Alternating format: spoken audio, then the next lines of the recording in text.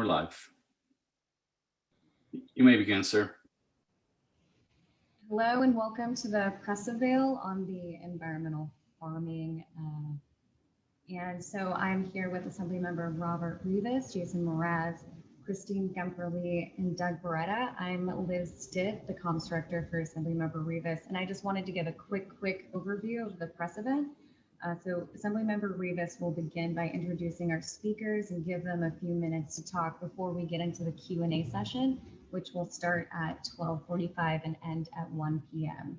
And with that, I would like to kick it over to Assemblymember Robert Rivas to start the press conference.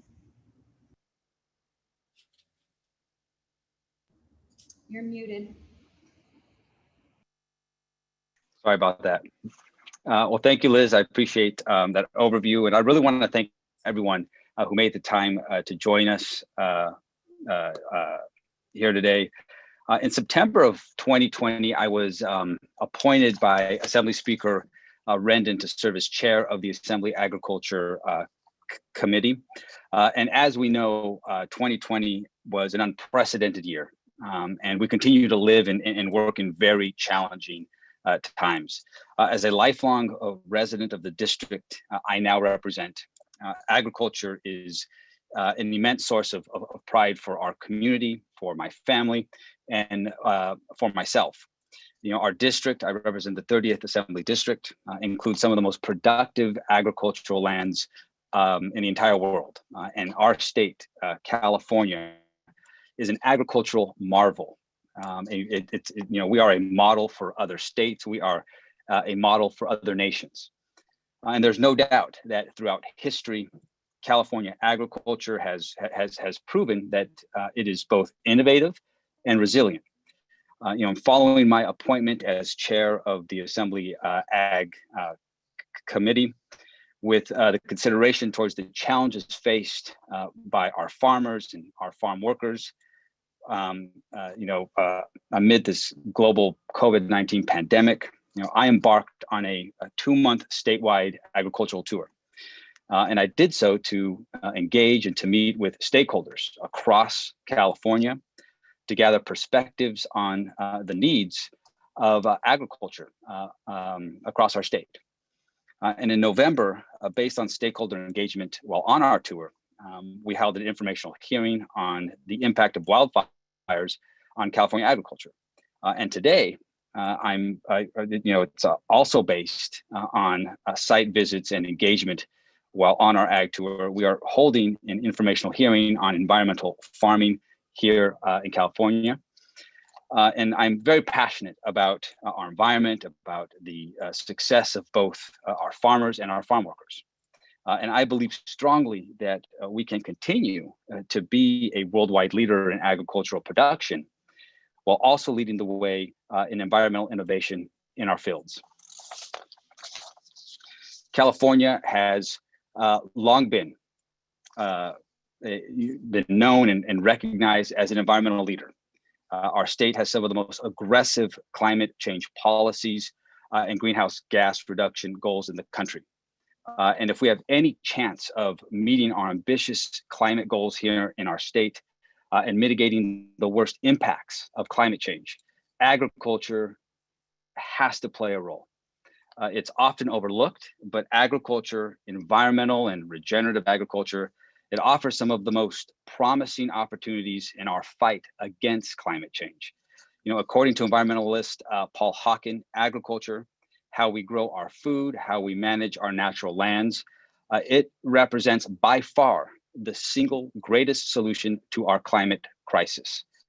And as a state, a lot of emphasis has been placed on reducing carbon emissions, but a reduction in emissions is just not enough. And yes, we must remain steadfast in our commitment to reduce new emissions of carbon, but as leading researchers from throughout the world agree, we must also prioritize and invest in carbon capture technologies. And there's no better, more efficient and cost-effective way to do this than supporting and investing in California agriculture and encouraging innovation. If we can practice agriculture in a way that fights climate change, while simultaneously creating a more resilient food system here in our state. We must maximize all opportunities to make this possible, make it a reality. There is a great some potential to innovate in this area.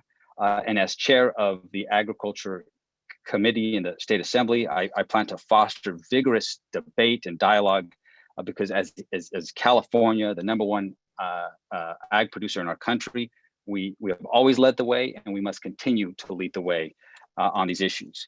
And so with that, I want to introduce 3 farmers who are joining us today. Farmers who I have spent time with while on our agricultural tour, and who have experience and understanding of environmental farming. First, Jason Mraz. Most people know Jason as a Grammy Award-winning singer and songwriter. And although I'm a huge fan of his music, I am a bigger fan of his work in agriculture. As an avocado grower in Oceanside, California. Following Jason will be Christine Gemperle, a second-generation almond grower from Turlock. And finally, we have Doug Beretta, an organic dairyman from Sonoma County. And I have to say, my visit with Doug at his dairy was one of the most educational visits on our tour. I'm so glad he's able to join us here today. And so with that, I want to turn it over to Jason Mraz, and really appreciate you being with us, Jason. Thank you so very much, Chairman Rivas. And it is a pleasure to hear you speak in that manner. There's been a lot of talk about greenhouse gas reduction, but this is really, there's a wake-up call happening around the world that sustaining isn't enough, that we can't just reduce emissions, that we need to rebuild our land so that it functions again. And I'm here today on behalf of the Avocado Commission because we feel that avocados as perennial trees does a great service to the state of California in carbon sequestration. Very little soil is disturbed in our production because once the trees are planted, we aim to have those trees there for 30, 40, 50 years or more. It would not be crazy to think we could have trees last 100 years through our pruning and through our management. But what we're hoping to get is more awareness around regeneration to build resiliency as the climate continues to change. And as our lands are dehydrated or degraded, we can invest in farmers to manage in a new way. So hopefully we can build, around this awareness, we can build incentives for farmers so that we can regenerate, and regenerate for me as a young grower is not just about having healthy soil to grow on next season, but it's also making sure that another generation of farmer after me can continue to do this great work. I grow from trees that were planted before I was born. And I would love to have know that opportunity will exist for another generation beyond my years. So thank you for this opportunity to be a part of this panel and continue to advocate for regeneration. So again, we can build a resiliency around climate change and heal the planet so that we can heal the healthy farmers who are growing this great food for us. Thank you, Jason. Again, really appreciate you making the time to join us here today. And like I said, I really enjoyed my visit when we went to your farm, and still have my my swag here for avocados grown here in Awesome. our state.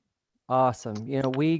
California grows 90% of the total domestic volume of avocados in the U.S. The other 10% comes from Hawaii and Florida. 100% of the Hass avocado is grown right here in California.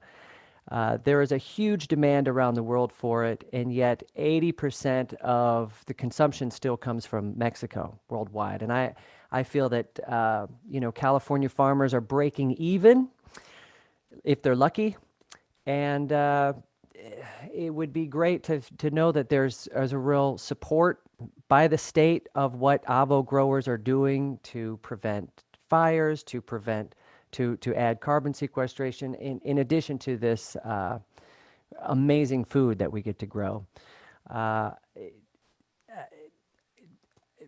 I could go on and on, but avo growers, I feel, are, you know, we're small farms, we're multi-generational families that have been doing this a long time, and what I have seen is if the farmer can't break even year after year, they're going to turn their water off, the trees are going to die, and eventually that land is either going to dry up or it's going to be turned over to urban development. So I would hate to see farms disappear because there's no incentives for farmers to grow. And that's why I'm here today, to advocate for Fantastic. the future of farming. Awesome. Well, thanks so much. And please stick around because I know I'm sure there'll be some questions. And so next we have Christine. Welcome, Christine, and I really appreciate you joining us as well. And you're on mute.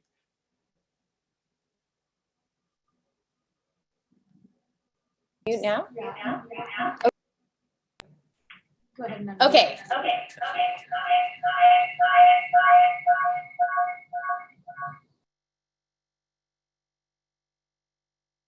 Turn on your volume too. My volume. Okay. Sorry about that. All right. I'm going to echo some of your sentiments, Assemblyman Rivas. And by the way, Jason, I had an avocado with breakfast. So passion for both farming and sustainability is what drives the decisions that we make on our farm every single day. I farm with my brother in the Central Valley of California, and we were a small to medium operation, and we do all our own work. We know every aspect of our farming operation inside and out. With climate change threatening our state's future, it has never been more important to strive to be a part of the solution. I really do believe that. And that will hopefully continue to be, we want to continue the legacy of California agriculture. I'm proud to be part of an industry that is meeting that challenge head on. And I'm hoping to, in the panel today, introduce the Almond Orchard 2025 goals that the Almond Board of California set out for the almond industry. Short and sweet. Well, thank you so much, Christine. Well, and I appreciate, again, you joining us. Yeah, I should say that right now, before I do step aside, that the programs that the state has put in place for us farmers to use, and especially us smaller farmers, have really been game changers for us. I mean, we've been able to replace our tractors to cleaner burning tractors. We've been able to put in really efficient irrigation systems. And we're looking forward to do more management practices that allow for carbon sequestration with our whole orchard recycling. So things are really starting to change now. Well, that's great to hear, and I appreciate you sharing that. And please stick around. And so next, our final speaker, we have Doug Beretta from he's an organic a dairyman in Sonoma. And Doug, it's so great to see you again, and really appreciate you joining us. And just like the stickers I got from Jason, I still have my cow here that is on display in my office. So there you go. Well, thank you for having me. Good afternoon, everybody. And I think I have to kind of echo what the other two panelists have talked about. I mean, these programs, Beretta Dairy, I'm third generation. My grandfather bought the ranch in 1948. I have the next generation, two of my three children working with me on the farm, and then actually another generation, my 9-year-old grandson, who is loving the dairy industry. So kind of the same thing Jason said, looking, down the road and hoping that we can continue farming.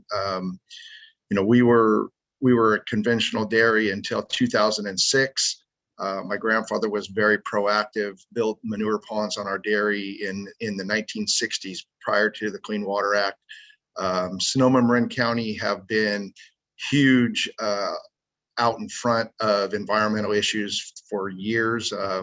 Going back into the early 80s, we developed a animal resource management program that the dairymen in the area when California Department of Fish and Game could not come up with the funds to monitor watersheds, we as the dairymen stepped up and started doing that and reported those to the water boards.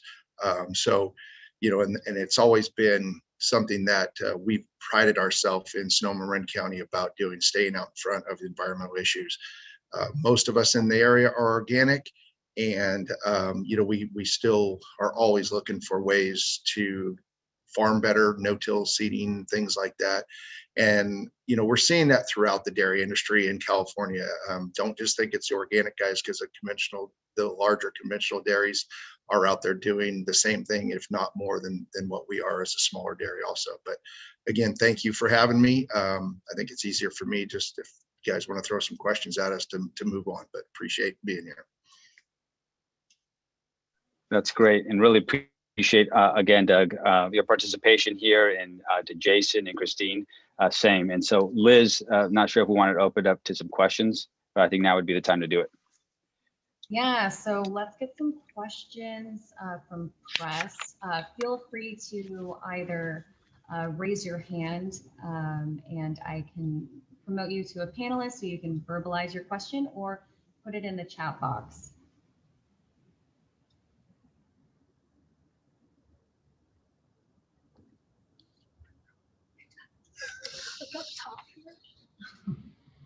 Okay. See, Brad Hooker from AgriPulse. Right, are you there, Brad? Hi, yeah, I'm here. Can you hear me okay? Yep. Yes, thanks first for taking my question. I was wondering if Assemblymember Rivas, if you can talk a little bit about some of these new bills that you have going that's related to agriculture and to climate. I know you have one on grazing leases here, as well as I believe it's climate scoping plans. Can you just discuss those a little bit? Yeah, so I'd be happy to follow up with you on, specific legislation, Brad. But certainly, I think our focus this year, obviously, in the middle of a pandemic, certainly with our new role as chair of agriculture, our focus is agriculture, and so just working with a lot of my colleagues to address some of the concerns that exist from impacts. I think that one of the bills you're referring to is a bill I've introduced with my colleague Rudy Salas around fallowed land due to Sigma.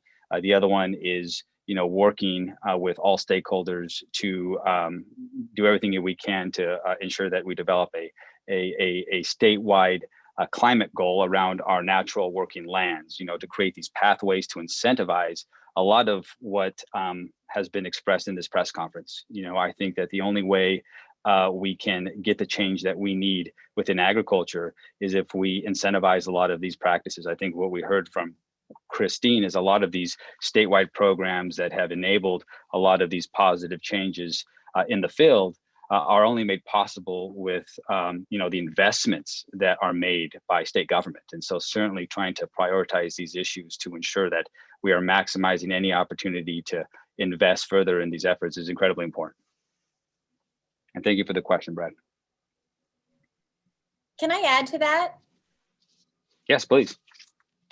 These programs, you have to look at them, and they're like the seed. So the government is providing us with the seed to start something, and they're going to help us nourish it, and then we're just going to take it from there. I can't stress enough about how helpful these programs are, not just that they start us down this path, but I mean, they're reaching out and informing people at the same time that these practices are actually beneficial to the environment. So there's that. And then also it creates jobs in our area as well. So for example, putting in an efficient irrigation system, that's creating jobs in our area. Or buying tractors, that's creating, a source of income and jobs for the guy who's selling tractors and the people who do maintenance. It's very good for the local economies as well.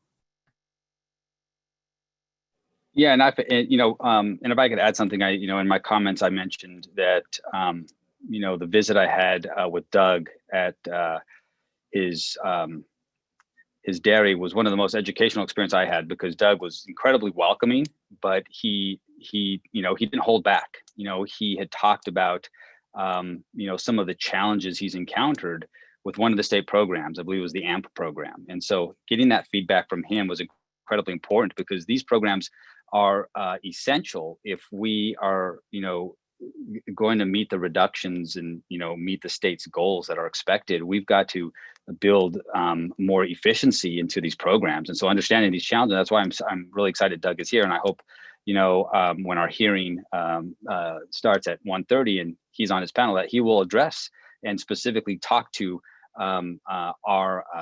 our committee about those challenges, because we certainly need to do everything we can to make it more efficient and to fix a lot of these issues that our farmers have experienced.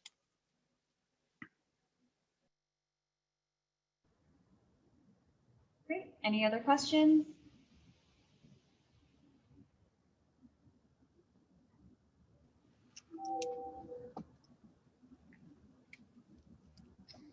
All right. Well, Assemblymember Rivas, would you like to close us out? I would love to, yes. And so again, I want to thank everyone who joined us. A special thank you to Jason, Christine, and Doug. Environmental farming is something that I hope the state can continue to learn about, continue to support, and invest however possible. And I certainly want to invite those that are watching, invite the press to join us for our committee hearing, which is scheduled to begin at 1:30. You can watch it live on assembly.ca.gov/today's events. And again, thank you all so much, and look forward to seeing our panelists in about an hour or so, or less than an hour, about half hour. Thank you all.